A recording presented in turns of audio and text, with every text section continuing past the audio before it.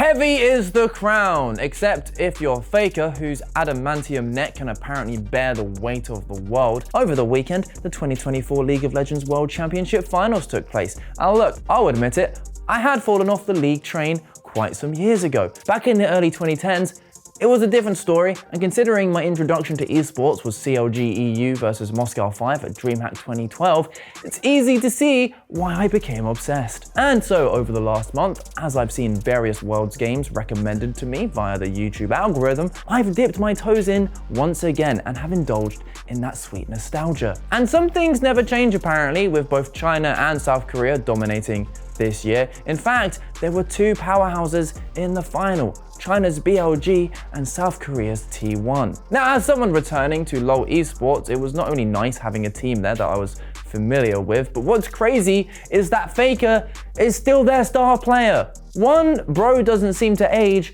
and two, neither do his skills or reaction times, apparently. This guy's been winning titles since 2013, and here he is, center stage at the O2 Arena over 10 years later, playing better than ever. And look, we all know esports has been in a woeful state over the last few years, so I really can't express how much it warmed my heart seeing a huge packed out stadium with Linkin Park playing the opening ceremony. Linkin Park, having Mike Shinoda introduce the finalists was not on my 2024 bingo card. They sounded tight as hell as well, despite that one straight guitar note. Yeah, Riot tried to edit it out for their YouTube upload, but you can't gaslight me, Riot. I know what I heard. Also, shout out to all the performers because they all absolutely crushed it. They all preceded what was to be an epic series. Before we knew it, the match was at 2 games each, and it looked like it was either team's for the taking. Which is crazy considering that T1 weren't even in the conversation for winning this thing before the tournament started. But as we've learned by now,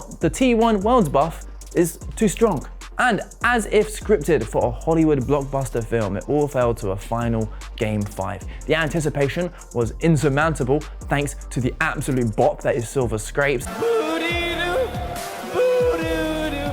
And you could feel the tension in the game as both teams were desperate not to slip up. And of course, right on cue, Faker comes sweeping in with an absolutely incredible team fight and completely swings the course of the game. I can't just credit him though, his whole team was phenomenal. Shout out to Carrier for cancelling Knight's TP during this final team fight here. It wasn't caught on screen, but you can see it down here on the mini-map. That was genuinely the game-winning play right there. And with that, the O2 erupted as T1 took the crown. And better yet, Faker took his 5th Worlds title, fully cementing himself as the GOAT, not only in League of Legends, but arguably in esports in general. I really can't think of anyone else who's played so consistently in the S tier for over a decade. And better yet, there were millions of us watching to absorb that electrifying moment. In fact, the finals broke records with 6.94 million peak viewers, and that's without the numbers from China. And it just shows the appetite, the hunger,